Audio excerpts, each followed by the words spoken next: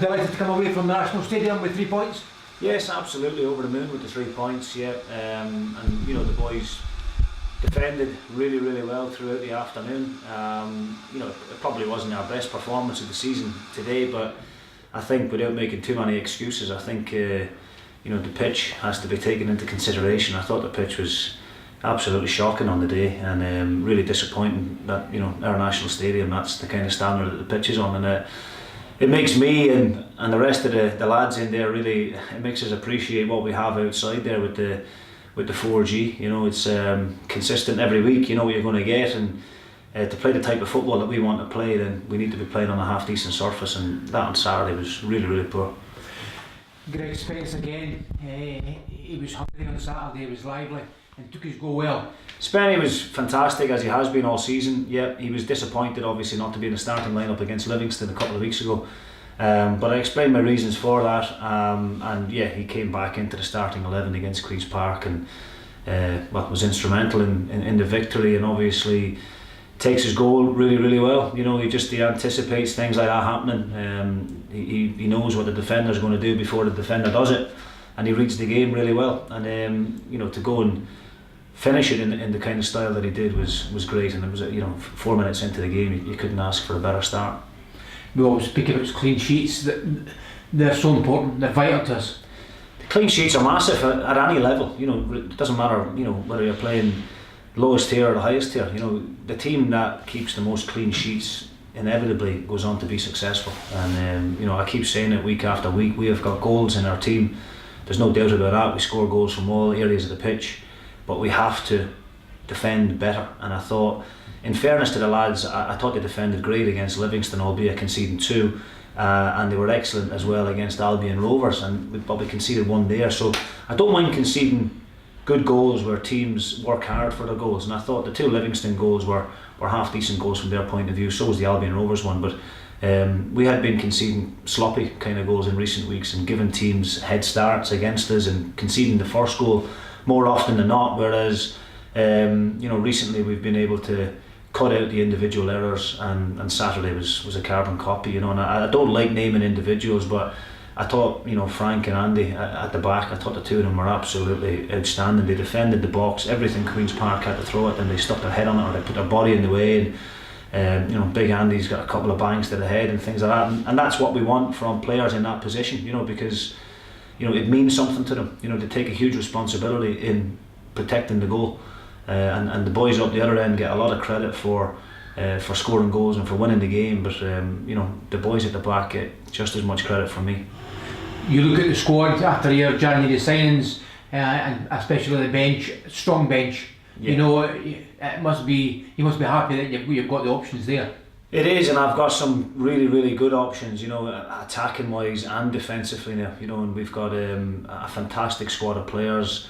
The standard in training is frightening, it really is. You know, the tempo that the boys train at, the way they pass the ball, some of the goals that we score in training, and they're really hungry bunch, and every single one of them wants to be in the starting 11 come Saturday.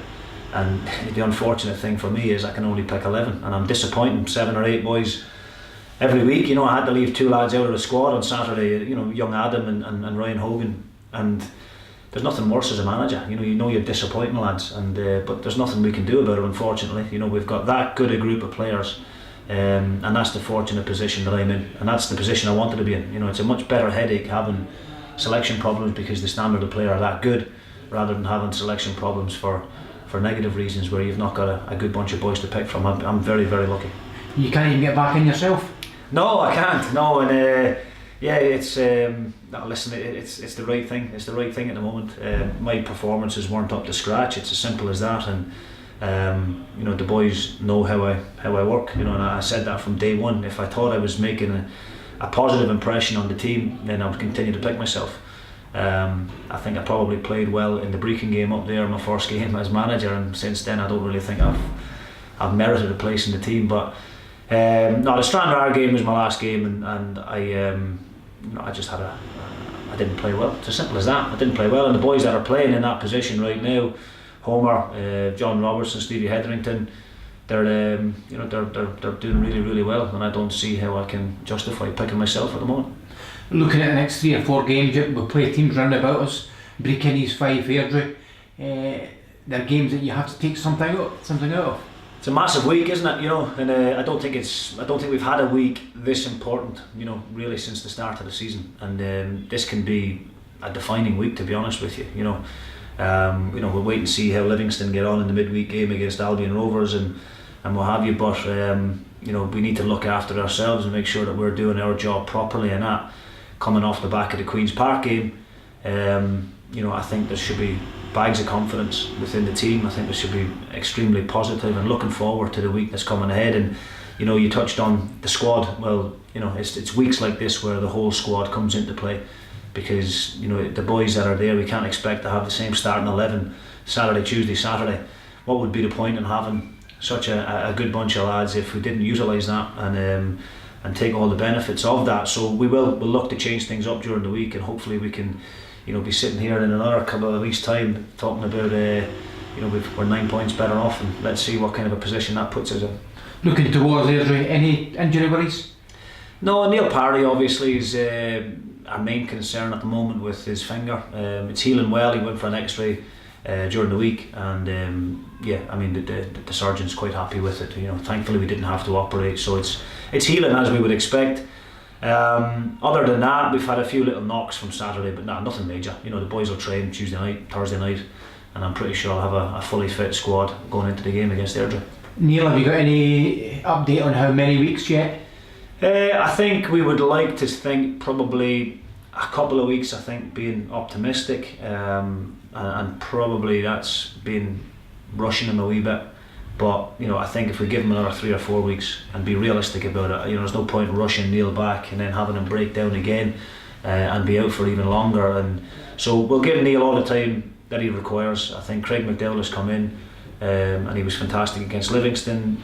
Didn't have an awful lot to do against Queen's Park, but what he did have to do, he done it admirably. And obviously Andy Wilson playing against Albion Rovers was terrific as well. So there's no reason for me to rush Neil and for me to ask him to go through the pain barrier with something as significant an injury as what it is. You know, a goalkeeper's finger, it's quite an important part of his body, so it's not one that we're willing to jeopardise Neil's long-term future for. So if we need to give it another 2 or 3 weeks, then that's what we'll do.